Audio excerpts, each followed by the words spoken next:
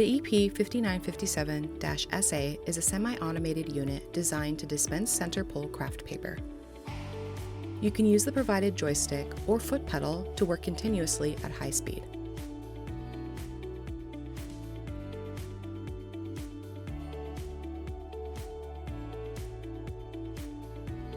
Simply tear off by pulling at the bottom of the chute. The unit comes in two options. The battery version takes standard 18-volt batteries and comes with 2 batteries and 1 charger for all-day use. And the other unit includes a 110-volt plug-in. You can customize the unit to come with a caster stand, making it mobile,